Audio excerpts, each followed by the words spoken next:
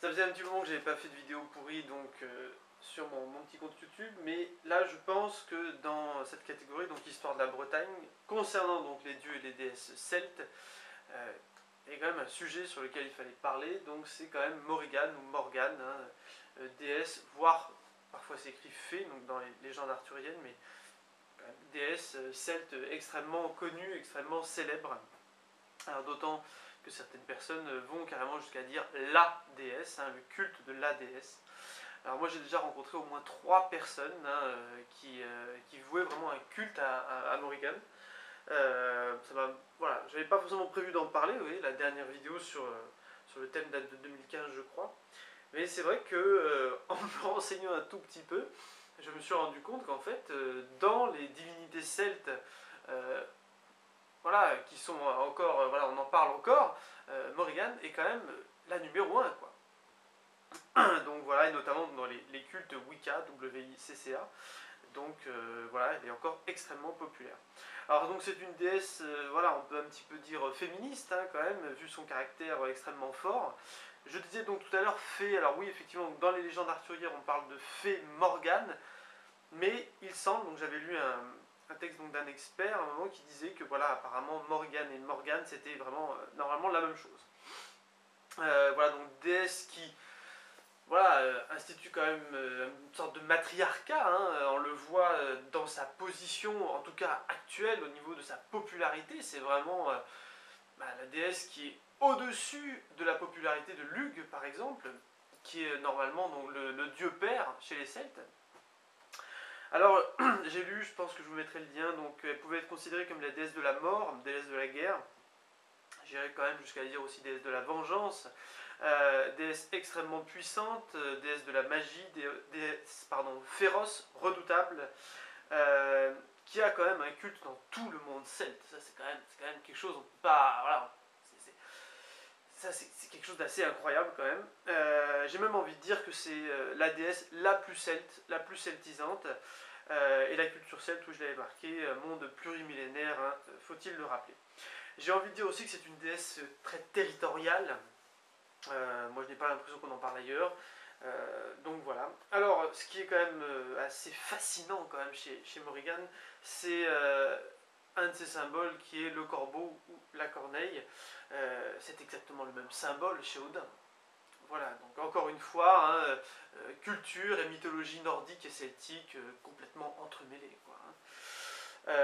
Le corbeau ou la corneille, qui est bien sûr un animal mythique, sacré, hein, chez les Celtes, mais aussi donc chez les nordistes. Alors on pourrait la comparer à une Valkyrie extrêmement puissante, une Athéna un petit peu gothique, hein, sans vouloir être méchant, une Héra, puisque comme Héra avec Hercule, pour ceux qui ont vu la série, elle a accompagné le héros Cuchulainn, mais là aussi dans un côté positif, mais aussi négatif. Voilà.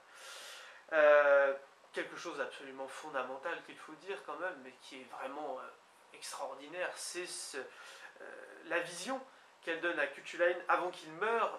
Elle lave ses vêtements, hein, elle a un rôle de lavandière. Elle peut aussi montrer le cadavre du héros. Voilà, et on l'a déjà dit, les lavandières de la nuit, cela fait partie des légendes de Bretagne, hein, quelque chose d'extrêmement important, d'extrêmement redouté. Encore une fois. Désolé pour les bruits de voiture. Alors, très important, ce n'est pas une déesse forcément positive, dans le sens où une déesse de l'amour, comme Vénus, Aphrodite, etc., avec tout le respect, bien sûr, que j'ai pour ces cultes, mais vraiment, là, avec Morrigan, on a quand même affaire à une déesse, en théorie, qui est plutôt une déesse de la nuit. Hein, on le voit dans l'un de ses symboles, hein, la déesse des 3 lunes, je crois avoir lu ça quelque part. Donc, vous avez un croissant de lune, une lune pleine et un autre croissant de lune. Vous l'avez aussi représenté donc avec le fameux Triskel, symbole celtique mais également nordique. Voilà, donc c'est une déesse, voilà, il faut quand même faire attention, hein. Il y a une déesse qui peut être extrêmement, comme je l'ai dit, féroce, redoutable, voire je pense peut-être un petit peu méchante, c'est pour ça que je parle de déesse de la vengeance. Alors, est-ce qu'elle a son pendant masculin, j'ai envie de dire? Je serais tenté de dire au niveau de la couleur, notamment verte, un vert jade qu'on peut un peu voir une ressemblance avec Loki, donc chez les nordistes. Je dis ça en toute amitié. Mais bon, voilà, avec le corbeau, on voit quand même une ressemblance avec Odin, mais Odin dans le sens, dans sa symbolique de rôdeur, hein, comme on le voit un peu dans la série donc Viking. Voilà, mais vraiment, voilà, quelque chose. Il faut bien comprendre que, contrairement à une religion donc monothéiste, hein, avec un Dieu qui est tout puissant et qui peut tout faire, là, dans ce genre de culte, c'est plus des dieux qui sont là pour aider à un problème. Entre autres, hein, il n'y a pas que ça, mais entre autres. Hein. Vous avez aussi des dieux tout-puissants, etc., qui sont possèdent l'univers d'une certaine manière, mais là vraiment on a affaire à vraiment des dieux qui, comme certains saints, comme certains anges, etc., sont vraiment là pour aider à un problème spécifique. Voilà.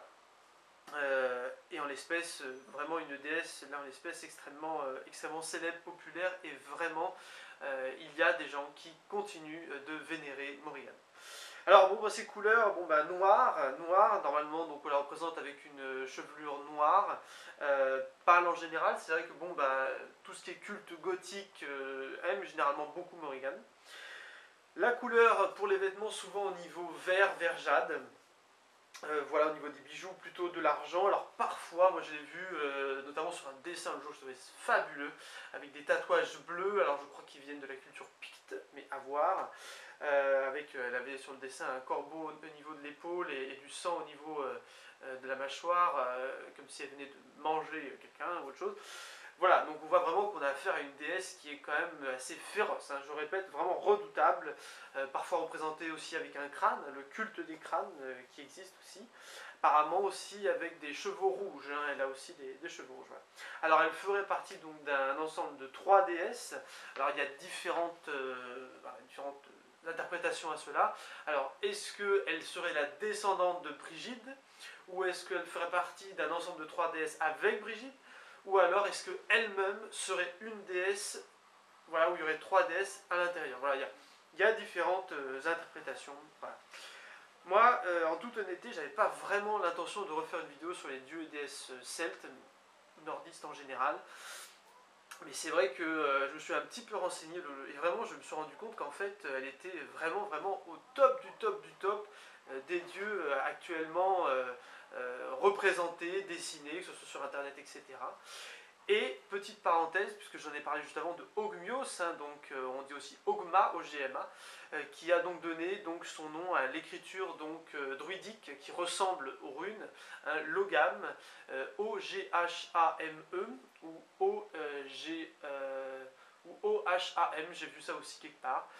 Très intéressant, et c'est vrai que dans le nombre de vues, hein, que j'ai pu voir au niveau des vidéos, c'est vrai que pour les dieux et déesses celtes, ben vraiment Ogmios est vraiment largement au-dessus. Donc je suppose qu'il y a des gens qui s'intéressent donc à Ogmios.